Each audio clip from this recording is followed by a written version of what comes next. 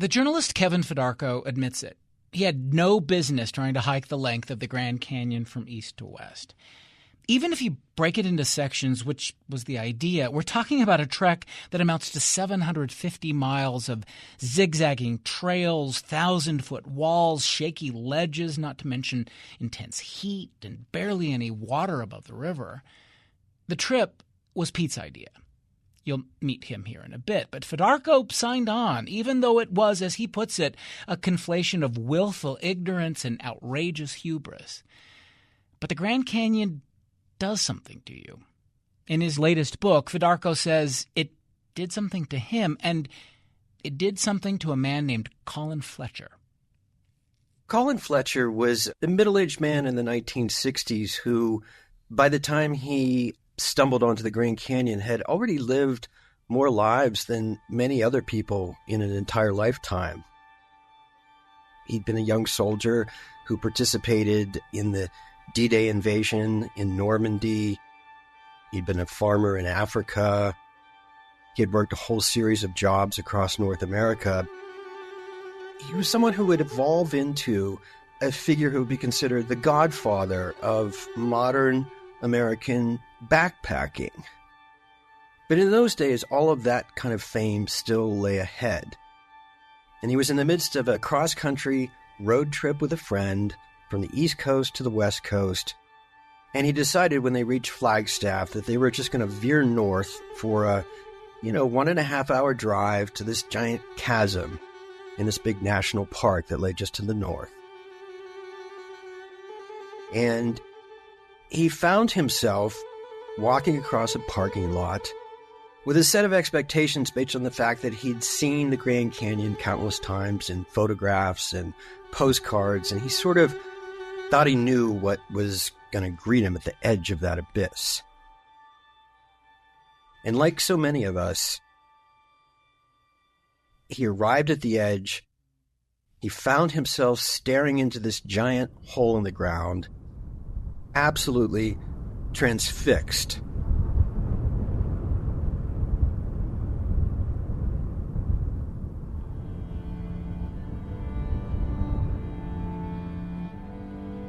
There were shadows, a limitless array, each extending at precisely the same distance in proportion to the height of its source, each pointing in exactly the same direction, suffusing the core of the chasm with texture and reach and dimensionality.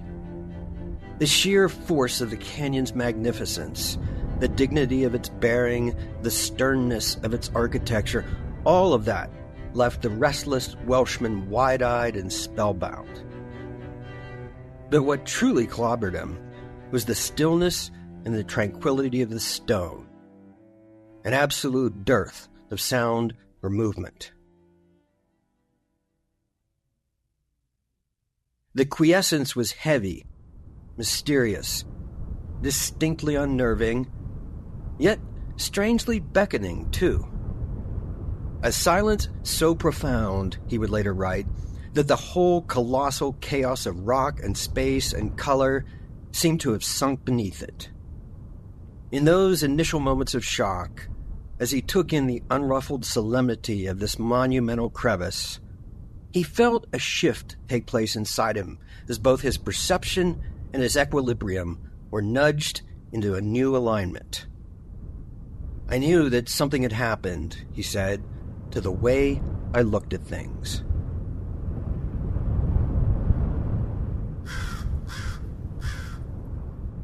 Like Fletcher, I was in my mid-30s by the time I arrived at the Grand Canyon. Unlike Fletcher, and unlike most people who are experiencing Grand Canyon for the first time, I didn't drive up to the South Rim and look into it from above. I experienced it from the bottom in a boat on the river, and I floated through its doorway and watched the layers of rock, the successive layers of rock, climb from the shoreline into the sky. It's one of those landscape features that speak to the power of land and its ability to kind of grab us by the lapels and change us in a fundamental way.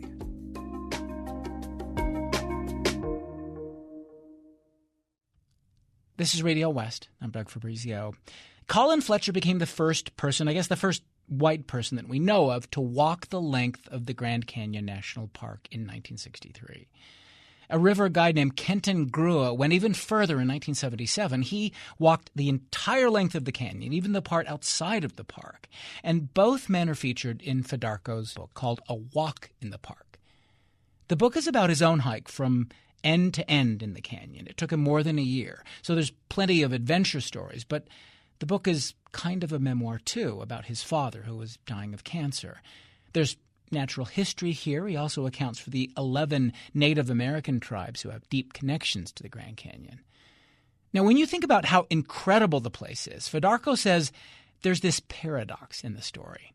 The Spanish conquistadors who first approached the South Rim in the 16th century, they weren't that impressed. I've always thought that this is one of the most noteworthy and ironic and kind of wondrous aspects of the canyon, and one that so few of us truly appreciate and understand. And in order to kind of grasp it, you need to step back to the distant autumn of the year 1540, in October of that year, when a party of Spanish conquistadors were exploring the Southwest in the hopes of finding the 7 cities of Cibola, which, legend had informed them were filled with riches for the looting. These were riches that rivaled the storehouses and the treasure houses of the Aztecs and the Incas. These were men bent on, stealing gold and gems and getting rich. And a small party was sent off from the main column to explore a rumor that somewhere off to the north lay this great chasm with a river along the bottom. And so they spent several days moving across what we now know as the Painted Desert, and reached the edge of the Grand Canyon. We believe it may have been somewhere near a place now known as Grandview, which is on the South Rim. And it's noteworthy because Grandview, for those of your listeners who are familiar with it, there's a building known as the Desert Watchtower. And it sits there because it's an extraordinary place to look at the canyon. One of the things that you can take in is the great bend where the first 67, 68 miles of Grand Canyon switches from a north-south axis and bends on this enormous pivot and turns towards a primarily east-west orientation, which it will hold for the rest of the way to the Grand Wash Cliffs at the terminus of the canyon, far to the west. And that bend is defined by a series of cliffs known as the Palisades of the Desert. And the rock there it holds the color and the light. And it must have been an amazing thing for that party of horsemen and foot soldiers to look into it and see this thing that dwarfed any landscape feature in Europe, in the world that they knew. But they stared into this thing, and they spent a couple days moving along the edge of it, and they came to the conclusion that it had no worth or value whatsoever. And they turned away, and they resumed their journey in search of the 7 cities of Cibola, and they never came back. And no one else ever came back for a couple hundred years. And what that speaks to, I think, is that these were men who were calibrating the worth of the land according to a very different set of metrics from those with which we measure it today. They were looking for a harder grade of wealth than aesthetics or beauty or silence, or the kind of scale that can dwarf a human being and make him or her feel a fundamentally kind of titanic shift in their perspective and how they see themselves in relation to the larger forces that have shaped and created the world and the universe. And the other thing to note is that because they, discovered it, I'm using that in quotation marks, in 1540, it was the first great landscape feature of North America to be encountered by Europeans. And yet It was the last to be explored because it wouldn't be until the summer of 1869 that a man named John Wesley Powell would lead a group of 10 men, including himself, in 4 wooden boats down the first journey in recorded history along the river that runs through the bottom of the canyon. So it's this marvelous moment that brings together themes and ideas that kind of define the canyon in terms of how we see it and what we think it means. You know, it's interesting. I think a lot of people who don't know the canyon think about making your way through it by going way of the river, right? And this is something that you write about, that humans for a very long time have made their way through that canyon, not just through the river, but through these trails. And I wanted to sort of ask you about those routes, the dozens and dozens of routes that were established by the ancestral Puebloans that you mentioned. What were the trails? What was the idea of moving through that space that we think of as, you access and mostly encounter by way of the river? Yeah, I mean, it's a great question to ask. And maybe one way to start is to begin by acknowledging that for those of us who are the descendants of Europeans, the river is the pathway into and the highway through the canyon and the only thoroughfare that makes any sense. And so that's why we think of, the beginning of our kind of a real encounter as a culture with the canyon, our exploration of this landscape is something that begins in the summer of 1869 with John Wesley Powell's boat trip. And Powell took boats because this is a landscape, this is one of the most fragmented and broken and shattered piece of topography on the entire continent. And it's also stripped down to bare rock throughout most of it. And what that means is that the land itself is defined and put together in a way that resists human progress, human movement with ease on foot in a linear manner. I mean, it just makes no sense to try and move through this landscape from east to west, from what is now Lee's Ferry to what's now the Grand Wash Cliffs on foot. Water is just a much easier way to move through it. And so we think of the rock, the world of the rock that begins on the edges of the river and extends up to the rims of the canyon as the place where no one goes. But as you just pointed out, Doug, people have been moving through this and connecting with it and occupying it for centuries, for millennia. And there's a whole network of ancient trails which offer testament to the fact that Native Americans really understood how to move inside of this landscape on foot long before the descendants of Europeans ever arrived. It's also worth noting, however, that the vast majority of those trails connect the rims of the canyon to the bottom of the canyon, and they exploit fault lines in the geology. Cracks in the layers of rock that allow you to move down through the cliffs from the rim to the river. There are not a lot of trails that we are aware of that actually connect the east end of Grand Canyon to the west end of Grand Canyon. So there you have a paradox as well. Well, is it like moving through time as you descend into these layers or go back up? Because I gathered that the hike was moving up and moving down, but you're also moving through these layers, these actual geological layers that tell you something about time. Do you get that sense when you're traveling that way? Oh my gosh, absolutely. And it's not just like moving through time. It is literally moving through time.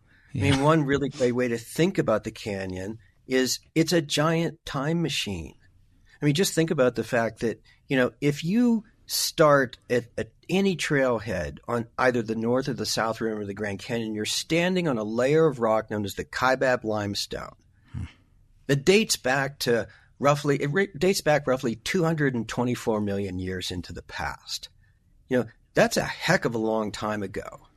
I mean, that is a couple hundred years before the giant asteroid that struck the Yucatan Peninsula, that wiped out the dinosaurs and cleared the decks in terms of the biology of the planet for the rise of mammals and primates and human beings. Right? This took place long before any of that ever occurred, and that's where the clock starts at Grand Canyon. And as you move down from the rim, deeper into that space, the interior of the canyon, every step you take, every vertical foot that you descend hurls you further and further back into the precincts of the past as you move through, what are really 26 separate layers of rock, all stacked one on top of the other, in a manner in which each layer is younger than the layers below it and older than the layers above it. And so you continue moving backwards through time until you reach the river itself and the world of the sub-basement of the canyon that is surrounded by the Vishnu schist and the Zoroaster granite. This is metamorphic rock whose bloodlines extend 1.7 billion years back into the past. I mean, that's, to put that in perspective, the bottom of Grand Canyon, the rock that forms the basement of Grand Canyon, is roughly a third the age of the planet itself and about 1/10 the age of the universe. Wow.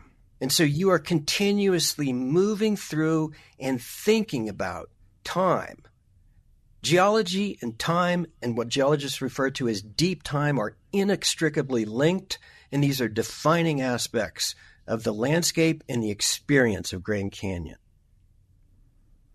Well, I think it's a good segue, walking through time, to come back to Colin Fletcher again.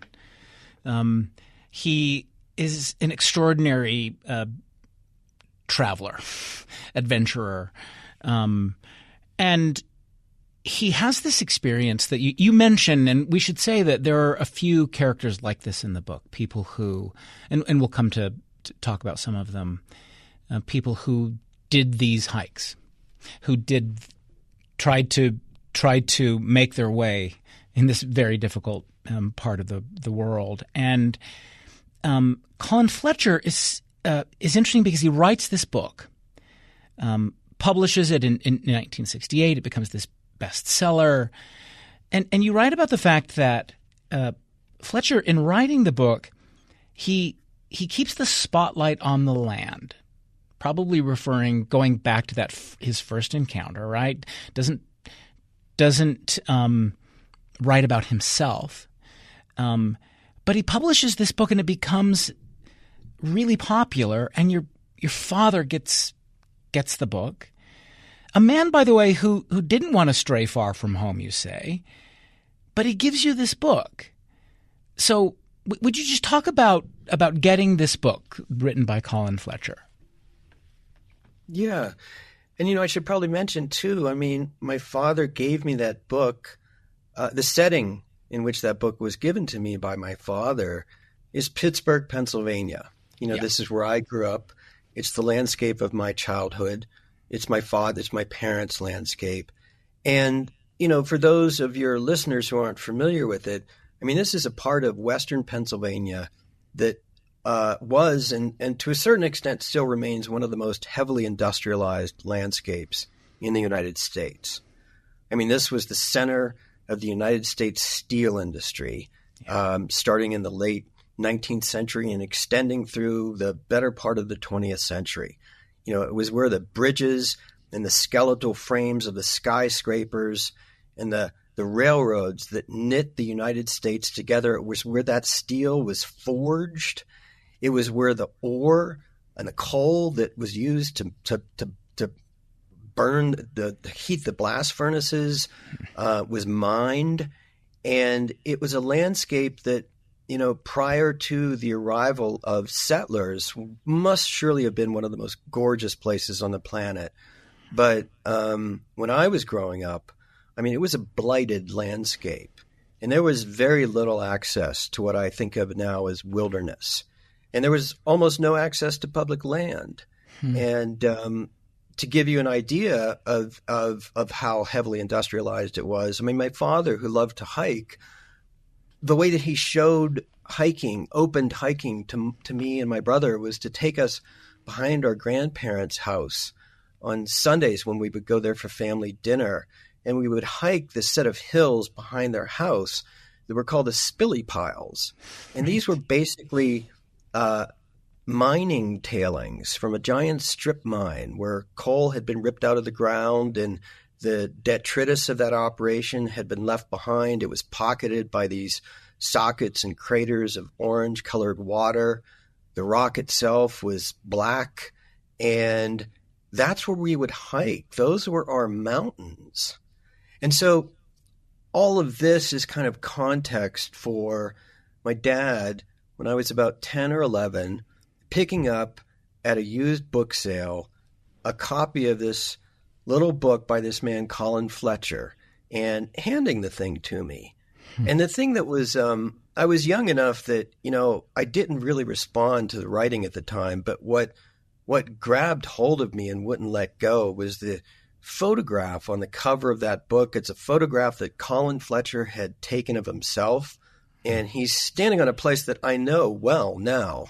He's looking upstream through a place called Conquistador Alley, and he's standing at the edge of a precipice holding a walking stick with a huge backpack on his back. And this giant abyss is opening up, this oceanic expanse of rock and light with this thin, tiny trickle of water flowing through it all the way to the bottom. And there was something about the contrast between the world that I grew up in, defined by steel mills and blast furnaces and mines and spilly piles, and the vision of a different world that was opened and the possibilities that that world held. And it gave me this sense that the road from a place like Pittsburgh to a place like Grand Canyon was incredibly long.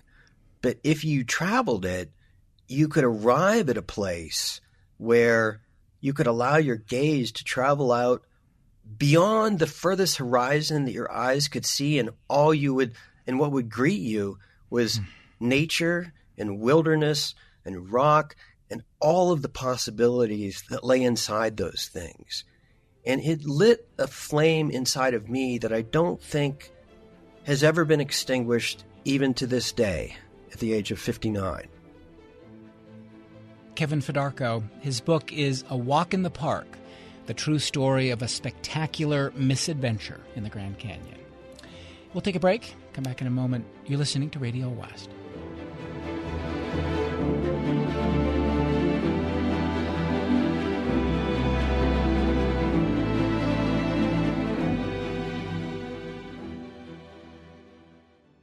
This is Radio West. I'm Doug Fabrizio. Today in the program, we're talking with the writer Kevin Fedarko about his year-long expedition to hike his way through the Grand Canyon. Several years ago, he wrote a book called The Emerald Mile about the fastest boat ride down the Colorado River in the canyon. So the water is his first connection to that place. He wanted to be a whitewater guide. His latest book is called A Walk in the Park, how he discovered the world of cliffs and ledges that were every bit as magnificent as anything on the river. So that gets us to the idea itself of doing this hike. And we have to talk about Pete McBride. And your relationship, the idea that he concocts, the way you think about it. Take us to this part of the story. How you start thinking, I'm going to get above this water, and I'm going to see the other part of the canyon. I had read Colin Fletcher's book, of course, The Man Who Walked Through Time. But the thing we haven't mentioned is that, when Fletcher wrote that book, he was hiking the length of what was at the time Grand Canyon National Park, whose borders embraced only, just a little bit more than a third of the canyon itself. It wasn't until 1975, through an act of congressional legislation, that the borders of Grand Canyon National Park were expanded to embrace the entire canyon. And so, I was aware that Fletcher had walked the park. I was only vaguely aware that, there were other people out there who had moved through that landscape on foot. But it was an idea that was so, astronomically preposterous that I just didn't even consider it. Yeah. Until, this brings me to a deeply problematic figure in my life. So, I have this friend. His name is Pete McBride. He's a National Geographic photographer and filmmaker.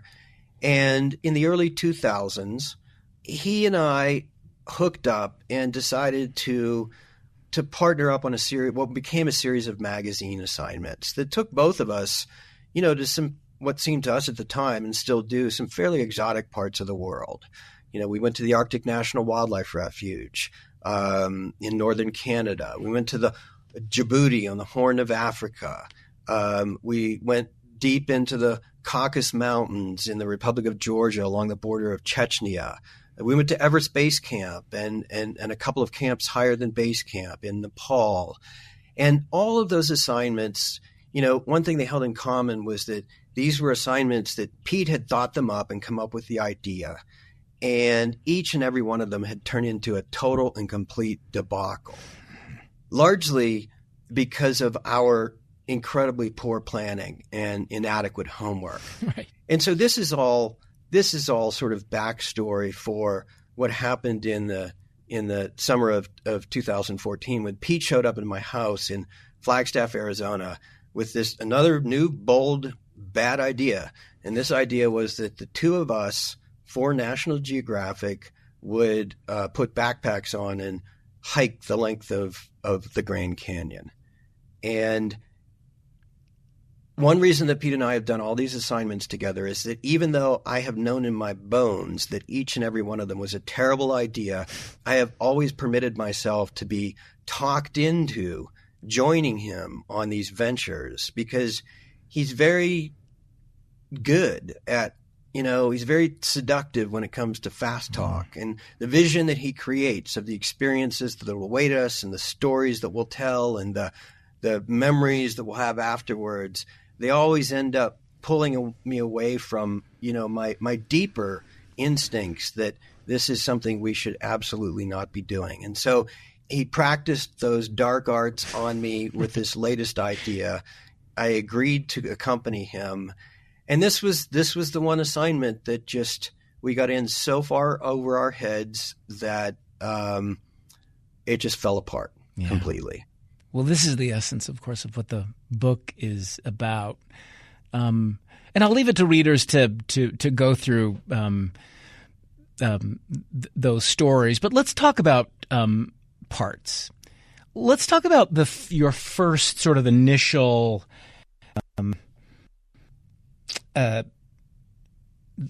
it fits and starts, I guess we could describe it that way. And the initial idea, the initial trek, there's a great scene that I think it really illustrates just how completely clueless you guys were when you first embarked on all of this. And that is when you're trying to put your pack together. And we should also maybe at this point, I think, Kevin, introduce listeners, as you do in the book, to your companions, the ones who actually know what they were doing. And they're watching you as you and Pete try to put together your pack for this incredibly difficult excursion. It's a really good scene, and I think it says just exactly what you had no idea about. But talk a little bit about this, if you would.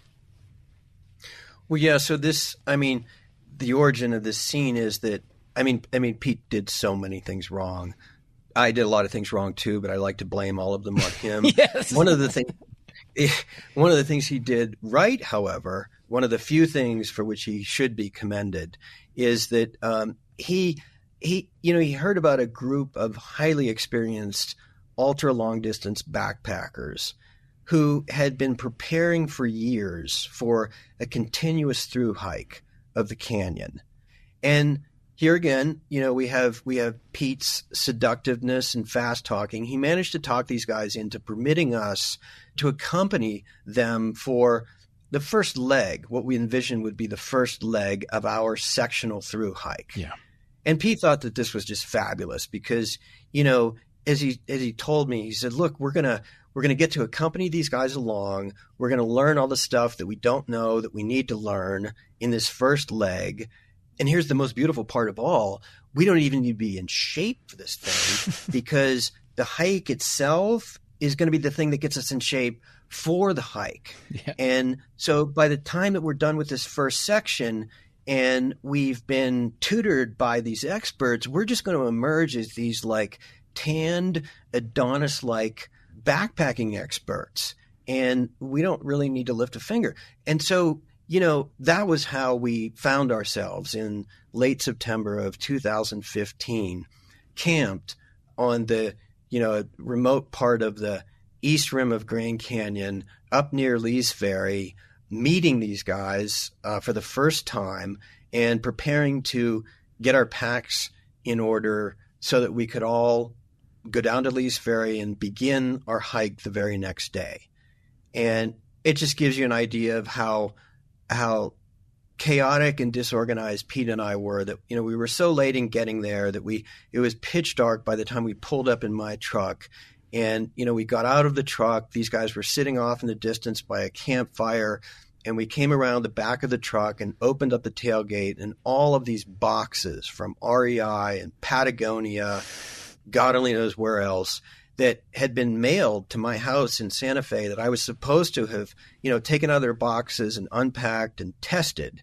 They all come, there's this miniature avalanche of boxes that falls to the ground, and we have to locate our brand new headlamps and then the batteries and figure out how to turn them on, and then begin the process of unpacking all this gear and cutting the price tags off and figuring out whether the fuel canisters actually screw properly onto our high-tech stove. And eventually these guys come around to the back of the truck and turn their headlamps on and are just appalled by the clownish incompetency that they're witnessing, and horrified by the realization that we are not nearly as experienced as Pete has represented us to be, and that they are going to be stuck with us for the next 2 weeks. Kevin Fedarko. His latest book is called A Walk in the Park, the true story of a spectacular misadventure in the Grand Canyon. We'll take another break, come back in a moment. You're listening to Radio West.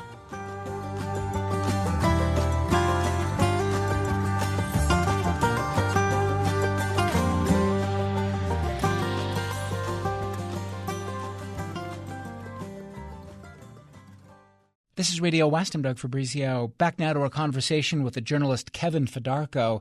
We're talking about his new book, A Walk in the Park. So, Kevin, there's this contrast I wanted to ask you about and kind of underline in this part of the story between what seems like utter silence, and we'll talk about that here in a minute. But I wanted to contrast that with the moment you write later in the trip. In this section, I think it's called Burnt Canyon. You're next to the Colorado River. You talk about in the book how in the morning you heard this roar of helicopters. And it's this section you describe as the combat zone. And the leader, Rich, who's with you, talks about how that drone of helicopters was like this punch to the jaw. And you write about the efforts to kind of protect the soundscape of the region and what had been done to the canyon. I think this is Helicopter Alley, I think it's described with, and it really illustrates what's happening in that canyon, at least in terms of like tourism and that really some of the challenges to alter that landscape and the soundscape. Will you talk about this, the I guess the noise? Talk about that. Well, this is something we encountered very late in our journey in the far western part of Grand Canyon. And by the time we arrived there, Pete and I had been struck by something, an epiphany that kind of cut against the grain of how we understood the land. By this point, we had spent a great deal of time moving through the eastern and central parts of the canyon in multiple back-to-back expeditions. And we'd both come to the place sort of framing and thinking about the wonder of the canyon in the way that many, many people do. And this is particularly true of Pete as a photographer, but also true of me as a writer. When you think about a landscape like Grand Canyon, when you try and talk about it and tell other people why it's so special, why it matters, we talk about elements like color, the color of the rock or the texture of the cliffs or the scale of the landscape itself and the way that it can dilate from the grand and the magnificent to the minute. And when we're doing those things, when we're referring to those elements, what we're doing is we're invoking the vocabulary of the eye. Yeah. We're framing our understanding of the wonders of this place in the context of what you can see. And this epiphany that Pete and I experienced is that the longer we spent inside the landscape, the more time we spent there, the more deeply connected with it we became, the more struck we were by the thought that one of the elements that was moving us more than any other was not visual, it was auditory. It was this, deep and dense and crystalline blanket of, I want to say silence, but it's not really silence, it's stillness. Because you can hear natural sounds inside of the canyon, the trickle of water, the singing of birds, the coming and goings of, small insects and mammals, the rustling that the wind makes as it runs its fingers across the land. But there is a stillness and a tranquility that is kind of monumental. And the longer you steep yourself inside of that, the more you begin to realize that those qualities are starting to enter into you, that the tranquility of the land somehow injects itself into you. And all of this stands in profound contrast to the noise that we make in, what Pete and I came to think of as the world beyond the rims. I mean, that world, the world that is not inside of Grand Canyon, is defined in so many ways by noise. It's endless. And when Pete and I would come out from these segments, we'd be struck by how loud it was.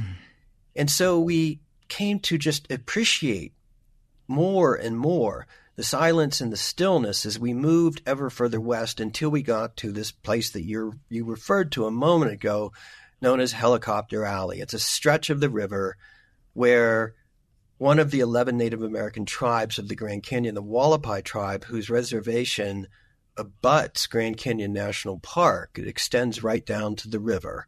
And the Wallapai, for a whole set of, it's important to say, legitimate reasons, a desire to pursue and benefit from and partake in a level of economic prosperity that has been unreachable to them for the better part of the past 150 years since their first encounter with white settlers, a level of prosperity that is open to anyone who lives beyond the borders of Native American reservations in this country.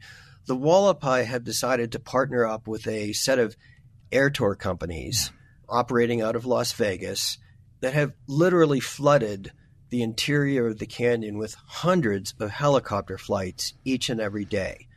These flights penetrate beneath the rims of the canyon, which is allowed nowhere else, nowhere in the national park. They land in the canyon at a series of helipads.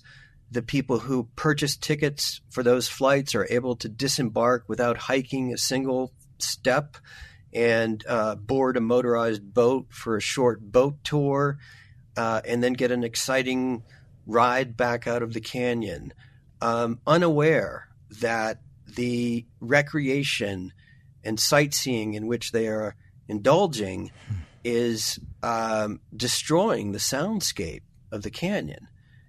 And, I'll admit that these are controversial statements that I'm making. There are people, no doubt, listening to this right now who have strong feelings that air tours are appropriate and valuable and an important way of experiencing a national park like Grand Canyon. And what I would simply say is that based on my experience inside of Grand Canyon, I fundamentally disagree with that. I think it's an abuse and an inappropriate use of airspace. It is shattering and destroying what may well be the most profound, least appreciated, and most vulnerable treasure inside of Grand Canyon, which is the silence and stillness. It makes me think of something that Diana Ukwala told you and Pete, because you write in the book that if you and Pete weren't meant to see anything, maybe you were supposed to listen, and what you were meant to hear was silence. It seems like this idea of silence, when I think about Colin Fletcher, that was the thing he noticed. And it seems like that's part of the theme, or part of one of the themes anyway, in the book. But would you just mention Diana Ukwala, who seemed to be getting at that when she told you and Pete to slow down? So Diana Ukwala is a member of the Havasupai tribe. This is one of 11 Native American tribes whose ancestral lands either abut or lie directly inside of what is now Grand Canyon National Park.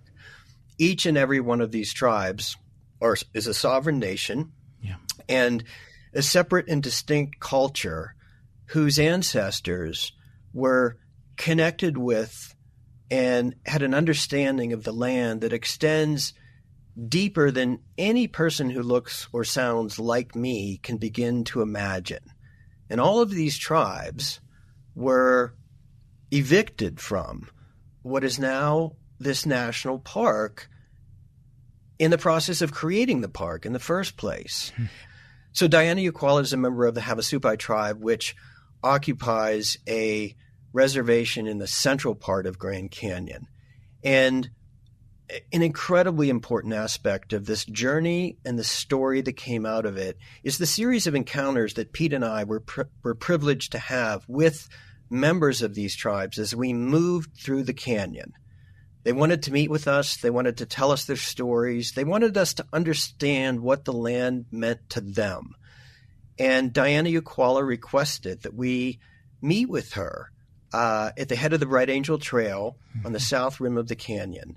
And when we met with her, the first thing she did was, she said, she gave us her name. She explained that she was from the Havasupai tribe and that her home village, Supai village, that we would be walking through it a week or two into the next leg of our journey. And she said, "Here, I brought something for each of you." And she handed us these tiny leather pouches that were filled with tobacco. She instructed us to sprinkle the tobacco at springs that we encountered to give thanks to the land. She told us that each and every morning we needed to rub our hands with sage leaves and then rub our faces so that the land would come to recognize us. And she said that you're in the midst of a very powerful journey, that at the end of this journey you will have been changed, that in order to truly understand what the land is trying to tell you and teach you, you need to slow down, you need to pay attention, and you need to listen. You need to listen to what the animals are trying to tell you, the lizards and the birds. You need to attend to things by paying attention. And what I didn't understand in that moment and came to understand and appreciate only much later was that, when she was telling us to listen to the creatures of the canyon, she wasn't just talking about the birds and the reptiles and the animals. She was talking about its people. She was talking about its tribes. She wanted us to pay attention to their stories and to integrate those stories into our experience of the place. And in many ways, Doug, this is a book whose frame is a kind of bumbling odyssey between two profoundly impaired men who, haven't done their homework and gotten their act together in a way that would enable them to move through this landscape responsibly. But the heart and the soul of this book is the tribes of the canyon, the encounters that we had with them, and the way that they transformed my own understanding of the landscape and the park. Let me ask you this finally.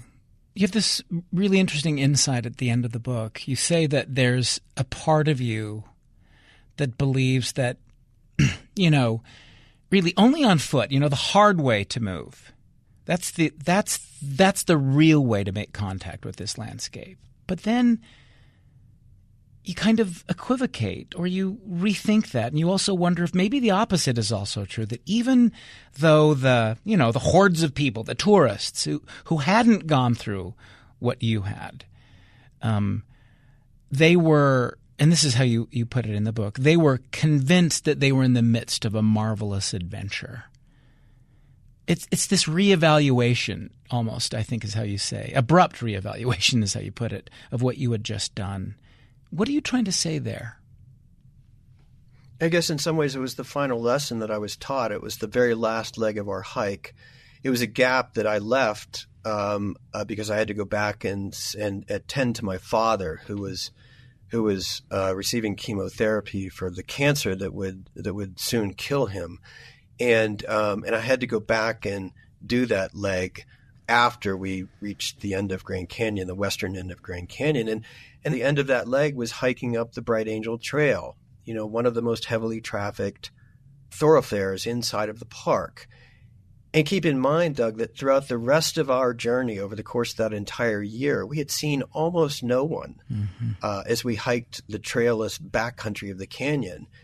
And there I found myself just being passed by hundreds of tourists, of every size and shape, wearing, clothing from running gear to high-heeled shoes, and some of them carrying styrofoam cups of coffee and newspapers or magazines in their hands, and others running up and down the trail and speaking this medley of languages from all over the world.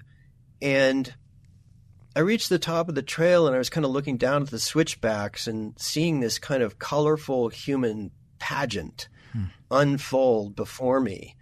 And I don't write about this in the book, but what I thought of was I thought of the Canterbury Tales. Your listeners will maybe remember the Canterbury Tales from high school, that, it's a group of people who are moving to the shrine of Thomas à Becket, and they come from all over medieval England. There's a friar and there's a prioress and there's a blacksmith and there's a knight, and they're all brought together by this journey. They're all pilgrims, and they're all moving on foot. And they are all experiencing something marvelous, and they are all in search of a miracle. And they all are given a gift in one form or another that they get to take with them at the end of their journey. And one of the things that Grand Canyon does, and it did this to Pete and I, is that by virtue of being so harsh and so brutal, it strips away all of the layers of arrogance and hubris, and it leaves you kind of confronted with bedrock, for better or worse, who you are as a human being. And it has a way of extinguishing ego. And it might have been possible in that moment, sitting at the head of the Bright Angel Trail, looking down into the canyon, contemplating this epic journey that I had just completed, for me to have decided that I was superior to all of these people laid out on the trail before me, because I had traveled further and suffered more and seen deeper than any of them. But what I really was struck by was the idea that we all held this thing in common, that we were all pilgrims. We were all moving by the humblest, slowest, and the means of movement that is most open to meditation and contemplation, which is walking. And that we were all trafficking in miracles. And that's part of the gift that's handed to us by these landscapes, by these parks, that for all of their flaws and all of the injustices that attended their creation are still filled with wonder. Kevin Fedarko, thank you very much. Thank you so much, Doug. This is such a privilege. Kevin Fedarko. His latest book is called A Walk in the Park, the true story of a spectacular misadventure in the Grand Canyon. Radio West is a production of KUER. You can subscribe to the show wherever you get your podcasts. We're on YouTube at KUER 90.1. We're on Instagram at Radio West, or you can just email us at radiowest@kuer.org. Our intern is Katrina Cano. The program produced by Benjamin Bombard and Tim Slover. Carrie Watson is our executive producer. I'm Doug Fabrizio.